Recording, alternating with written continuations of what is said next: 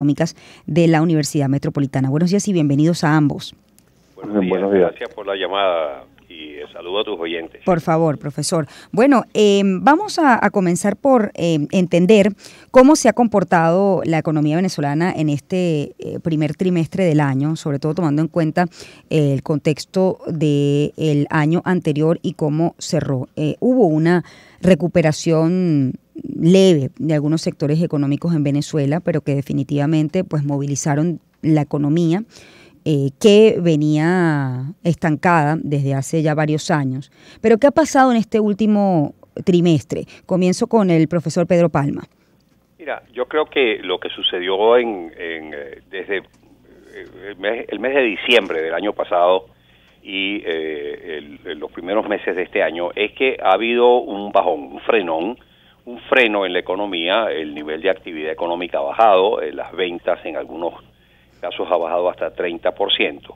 Y eso se ha debido esencialmente a que en el mes de noviembre el gobierno incrementó sustancialmente el gasto público, bueno, por los bonos navideños que tenía que pagar, etcétera, y eso generó un incremento muy importante de la oferta monetaria, la cual creció solamente en el mes de noviembre un 35%. Eso significa una inyección muy importante de bolívares a la economía, pero el problema es que la preferencia del público por mantener bolívares en forma líquida, es mantener activos líquidos en forma de bolívares, es cero, es nula, porque sabe que el bolívar que se ahorra, que se acumula, pues pierde valor rápidamente con la inflación. Y por lo tanto, al hacerse una inyección masiva de bolívares a la economía, buena parte de esos bolívares terminan canalizándose hacia el mercado cambiario para adquirir divisas, y eso entonces explica por qué el tipo de cambio subió en una forma importantísima. El tipo de cambio entre fines de octubre y digamos principios de enero de este año, entre noviembre y diciembre, prácticamente se duplicó, aumentó 104%, eso significó una devaluación de 50 y tanto %. Y por lo tanto ese encarecimiento de la divisa tuvo como consecuencia un freno también en las posibilidades de venta. Primero, una reducción en los niveles de ingreso expresados en divisas sumamente importante. Eso es lo que explica por qué, bueno, los maestros, los empleados públicos, los pensionados, etcétera, se quejan de que tienen unos ingresos de miseria, pues ni siquiera llegan en algunos casos a $10, debido a este ajuste cambiario tan importante que hubo durante las últimas semanas del año pasado y comienzos del presente año. Y eso ha sido uno de los principales factores que ha generado una reducción importante en los niveles de demanda y en consecuencia una desaceleración importante también en los niveles de actividad económica. A ver, Luis, ¿esto se comporta igual en todos los sectores? Es decir, podemos hablar de que esta suerte de contracción, según entiendo es el término económico que se utiliza, se comporta igual en todos los sectores que en teoría crecieron ligeramente en meses anteriores. Buenos días, Shirley. Buenos días. Buenos días, Pedro. Mira, a ver, hay que entender, como bien decía Pedro, tuvimos un crecimiento económico el año pasado, cerca de 10-12% del PIB, todavía no tenemos cifras oficiales. Ese crecimiento no fue simétrico ni en las actividades económicas ni en las regiones, en los estados en Venezuela. Tuvimos crecimiento muy bajo en algunos estados del país y también un crecimiento también bajo en algunos sectores. Ahora, como bien dijo Pedro, desde hace algunos meses estamos viendo una caída en lo que son los volúmenes de venta. Algunas actividades económicas están diciendo que no están teniendo el empuje que pensaban que iban a tener en el año 2013. Hay sectores que están teniendo un frenazo, por llamarlo de alguna manera, un soft landing mucho mayor que otros. El caso, por ejemplo, del sector construcción, que venía muy golpeado y que aunque el año pasado creció en algo, todavía le falta mucho a ese sector para crecer, al igual que el sector de manufactura. Este año todavía no ha podido agarrar el ritmo, y el sector comercial también es otro de los sectores que ha estado cayendo de manera importante. Aquí hay varios factores, como bien decía Pedro, el tema de la devaluación, que afecta notablemente a lo que es el consumo, pero también recordemos que en el primer semestre del año pasado el gobierno llevó a cabo la implementación del IGTF, y ahí empieza una suerte de ralentización de la economía venezolana, una economía que venía con crecimiento, y el gobierno en su necesidad de buscar dinero, de buscar fondos, lleva a cabo, implementa este impuesto y las cosas tienden a ponerse un poquito más complicadas, sobre todo para el sector comercial, pero en general para toda la economía. En resumen, estamos teniendo hay que revisar ahora los estimados de crecimiento para este año. Muchos pensamos que vamos a tener un crecimiento más robusto del que puede ser que vayamos a tener, y ciertamente ahora hay incertidumbre. Si bien el tema de la inflación sigue siendo un problema muy grave, en marzo hemos visto una estabilización de lo que es la inflación y lo que es la devaluación, entre otras cosas por el tema del impuesto sobre la renta, pero la pregunta es cómo se va a comportar la inflación y la devaluación a partir de abril y mayo. El gobierno pareciera que no tiene todas las herramientas suficientes para llevar a cabo una política de al menos contención de la variación del tipo de cambio, con lo cual, ser optimista hoy con respecto a la inflación es un poco ingenuo. Ahora, esto se enmarca, digamos, en un contexto puntual, digamos, esta ralentización de la actividad económica, a características puntuales que pueden ser superadas ya en el segundo semestre, o hay condiciones, digamos, de base que definitivamente, pueden, no me gusta decir pronosticar, pero sí visualizar un panorama económico de contracción en el segundo semestre en Venezuela. Pedro, profesor. Mira, yo una de las cosas que creo es posible que en el segundo semestre del año tengamos, digamos, un comportamiento algo más favorable de la economía, que mejoren las ventas. Eso es factible dependiendo, obviamente, de múltiples factores, cómo se van a comportar los ingresos petroleros, qué tanta expansión de las exportaciones de petróleo se pueden hacer a través de Chevron y de otras empresas que sean, digamos, beneficiadas por suavización de las sanciones, etcétera. Pero todo está por verse. Hay, sin embargo, una serie de limitaciones que llevan a pensar que de darse esa, digamos, mejora en el segundo semestre, ni remotamente podemos estar aspirando, ya Venezuela otra vez se solucionó, ya vamos en un franco proceso de expansión económica, vamos ya en un franco proceso de desarrollo sostenido hacia futuro, no, ni remotamente. Aquí, mientras no se den una serie de condiciones fundamentales, digamos, esenciales, un giro de 180 grados en lo que es la realidad del manejo económico del país, que se tenga acceso abundante a un financiamiento internacional, y eso significa tener acceso no solamente al mercado financiero internacional nuevamente, sino también tener acceso al financiamiento con organismos multilaterales y bilaterales que están completamente cerrados, entre otras cosas por las sanciones.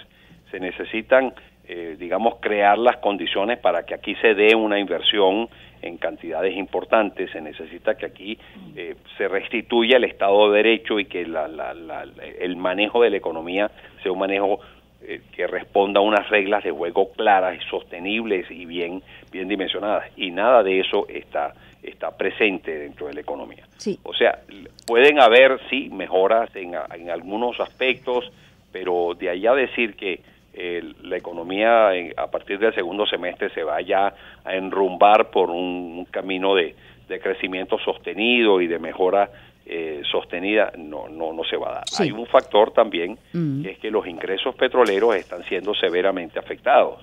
Están viendo severamente afectados porque los descuentos con que tenemos que vender el petróleo Merey en China son tremendos, porque estamos compitiendo con un petróleo de muchísimo mejor calidad, como es el petróleo ruso, que está dando también está ofreciendo una serie de descuentos importantes para poder colocar su petróleo debido a las sanciones de los Estados Unidos, Europa, Rusia, y por lo tanto eso hace que los descuentos que le tengamos que dar nosotros son mucho mayores. Y no solamente eso, sino que también muchos de los pagos de los intermediarios que transfieren el petróleo en alta mar a otros buques, etcétera, pues no pagan lo que debían pagar. Hay fenómenos de corrupción, que están saliendo en estos días, digamos, que están aflorando inclusive en estos días en Venezuela, y que limitan en buena medida los ingresos ya castigados por aquellos descuentos que tenemos que hacer en la venta del petróleo,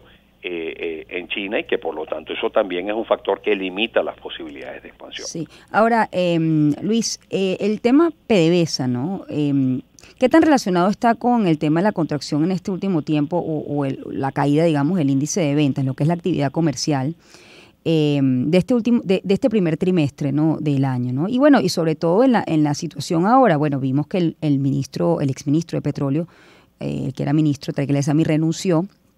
Hay una serie de investigaciones en curso con respecto a irregularidades dentro de la estatal petrolera. Entonces, la pregunta es si lo que venía ocurriendo dentro de allí, por supuesto las investigaciones del Ministerio Público, darán sus resultados, pero desde el punto de vista económico, ¿no?, la incidencia de lo que ocurría allí y lo que ocurre en el comportamiento producto de las sanciones dentro de PDVSA tienen una incidencia directa en la actividad comercial del venezolano de a pie.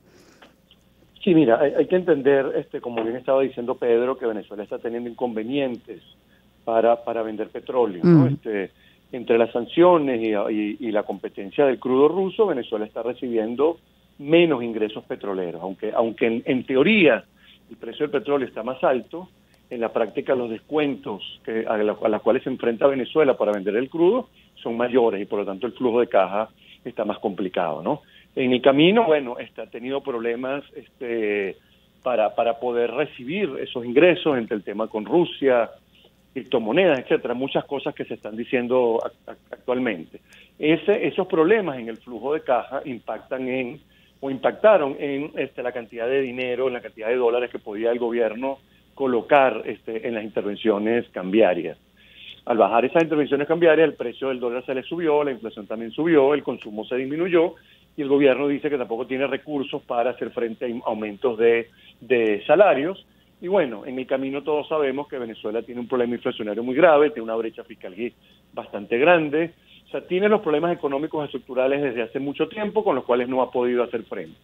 Entonces, mira, tienes una economía muy frágil, una economía donde todos sabíamos que este crecimiento era frágil, este crecimiento no era sostenible en el tiempo si no había una mejora en el tema petrolero, si no había una mejora en el tema de las sanciones, y lamentablemente ninguna de las dos ha llegado. El gobierno tiene pocas herramientas para seguir enfrentando este tema. El tema de la inflación sigue siendo importantísimo. Cuando pensamos el primer semestre del año pasado que se había terminado ese problema, nos volvimos a dar cuenta en agosto y luego a finales de año que volvíamos a tener ese fantasma de la hiperinflación. Y mira, lamentablemente yo soy de los que piensa que si no hay una recuperación en el sector petrolero, es muy difícil pensar en una recuperación económica del país. Y entonces, como bien decía Pedro, la incertidumbre es, oye, ¿podrá el gobierno levantar la producción petrolera? ¿Podrán recibir empresas petroleras occidentales permisos para producir más petróleo en Venezuela? ¿Se le va a revisar la licencia Chevron? O sea, es incertidumbre que hay hoy en Venezuela, pero lo cierto es que el crecimiento es bajo, el crecimiento está golpeado y adicionalmente algo que mucha gente está diciendo, el crecimiento que estaba empezando, que empezamos a notar en el 2012 y un poquito en el 2011, pareciera que se acabó muy rápido o la fuerza se le está acabando en el año 2023, lo cual es una muy mala noticia para la economía venezolana, recordando que perdió casi el 75% de su tamaño entre 2014 y 2020. Sí, ahora, Luis, ¿crees que, así como le pregunté a Pedro, ¿no?, que esto se mantenga para el segundo semestre del 2023 o pueda mejorar?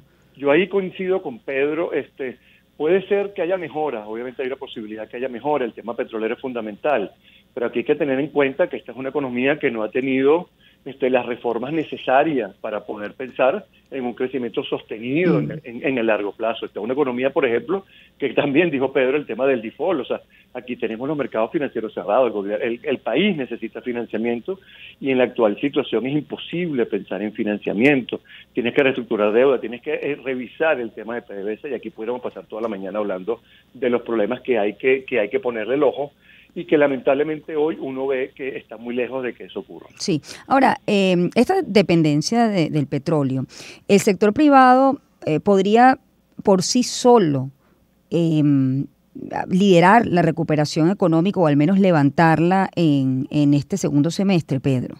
¿Cuál es el papel que debe jugar? Al sector privado le toca jugar en el futuro de la economía venezolana un papel absolutamente crucial.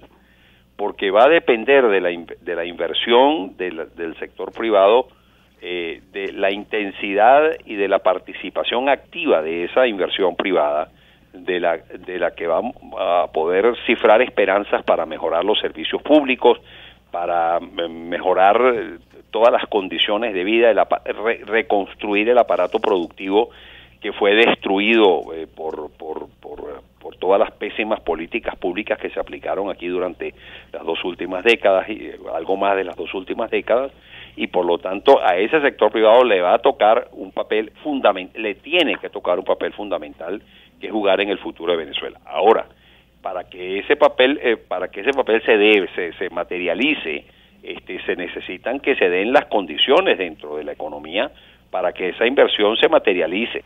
Tú no puedes pretender que aquí va a venir la inversión en cantidades importantes para invertir en los distintos sectores y aquí seguimos sin Estado de Derecho, seguimos sin reglas de juego claras, seguimos con permanentes amenazas, con amenazas que simplemente no te las voy a aplicar, pero que están allí.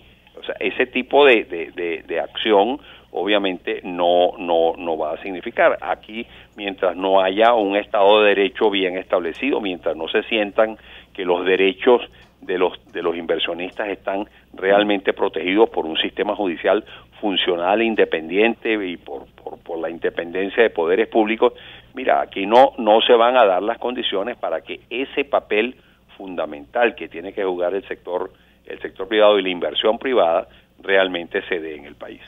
Luis, ya para cerrar contigo, una persona que desee emprender en Venezuela o que pertenezca al sector privado y bueno, definitivamente quiere echar adelante su negocio, ¿cómo leer el mercado en este momento? ¿Es un buen momento para invertir en el país? Mira, es como uno siempre le dice, en Venezuela hay un ecosistema de emprendimiento hoy actualmente muy interesante, ¿no? Y bastante desarrollado. O sea, hay mucha gente trabajando en esto y mucha gente haciendo cosas muy buenas y gente muy seria trabajando en esto. Y lo primero que uno le dice y lo primero que te dicen también ellos es, bueno, mira, tú tienes una idea, bueno, ¿cuál es ese nicho de mercado al cual tú vas a atacar? Tú hiciste tus estudios de mercado. O sea, es el momento de invertir en Venezuela. Mira, es dependiendo de la idea que tengas, dependiendo de lo que estés pensando hacer, dependiendo en dónde lo vas a hacer. Aquí hay sectores en los cuales sí hay crecimiento, hay otros sectores en los cuales pareciera que ya hay asfixia, o sea, hay una sobreoferta importantísima, ¿no? Entonces, mira, eso es cuestión de dónde vas a entrar, ¿no? Lo que sí tienes que entender es que Venezuela es un país riesgoso, es un país donde dependiendo de la moneda en la cual tú cobras, igualito vas a perder capacidad de compra, pero en la moneda nacional pareciera que vas a perder más rápido capacidad de compra. O sea, hay que entender el escenario y el entorno en el cual tú te estás desarrollando. Pero mira, Venezuela hay oportunidades para invertir, claro que sí. El tema es definir bien dónde lo quieres hacer, definir en cuánto tiempo te quieres volver a tener esa ganancia. O sea, hay muchas cosas por hacer e insisto, hay un entorno, hay un ecosistema de emprendimiento muy interesante en Venezuela que se está desarrollando, que está creciendo, pero que bueno, que hay que tener cuidado en qué sectores vas a invertir, cómo lo vas a hacer, y un conjunto de cosas que son obvias más aún en un país con tanto riesgo como el nuestro. Les agradezco mucho este tiempo que dedicaron para participar en este programa. Pedro Palma, economista, profesor emérito del IESA, director de Ecoanalítica, individuo de número, fundador y expresidente de la Academia Nacional de Ciencias Económicas, y Luis Oliveros, economista, decano de la Facultad de Ciencias Económicas de la Universidad Metropolitana. Gracias a ambos. Yo tengo por favor, igual para ustedes. Gracias a ti y saludos a Luis. Igualmente. 7:28, voy a leer parte de los comentarios que me llegan en esta mesa país. Ramón me comenta muy lento todo. Cotu Bolsa me dice muy difícil, pero seguimos adelante. Artero 6 me dice rudo. La calle está rudo. Esto es la pregunta que hice, cómo se ha comportado las ventas durante este primer trimestre en su local comercial. María Alejandra me dice la calle está ruda, que tras COVID me dice horrible, sin más que agregar. Luis Daniel Cabello, horrible, y a eso se le suma los cobros excesivos de impuestos. Bueno, usted puede participar en esta pregunta que hemos hecho, quiero leerlos a través de mi cuenta en Twitter, también a través del Instagram, cómo se han comportado las ventas durante este primer trimestre en su local comercial. Importante levantar esa información para, bueno, leernos, ¿no? Entender qué ocurre de primera mano con los testimonios, ¿no? Más allá de una cifra, conocer su experiencia, cómo le ha ido, cómo le fue en diciembre, los meses previos y cómo le ha ido ahora. en lo que pues se denominó una ligera recuperación del país hace unos meses y que ahora pues atraviesa, según distintas opiniones, por una contracción. 7:29, vamos a hacer una pausa, ya volvemos. Sonidos que te llenan de alegría en todo el país. Onda 107.9 en Caracas. Onda. Sonidos que te llenan de alegría en todo el país. Onda 107.9 en Caracas. Onda 104.5 en Barquisimeto. Onda 91.5 en Puerto La Cruz. Onda 107.3 en Maracaibo. Onda 103.5 en Ciudad Bolívar. Son las voces que te acompañan en tu día a día. Es la música que te emociona. Onda 90.3 en Acarigua. Onda 105.3 en Mérida. Turismo 105.5 en La Guaira. Onda 96.3 en Maturín. Supernova 103.9 en Guarenas. Onda 100.9 en Valencia. Onda 105.1 en Margarita. Al mejor estilo, Circuito Onda. Onda. La Superestación.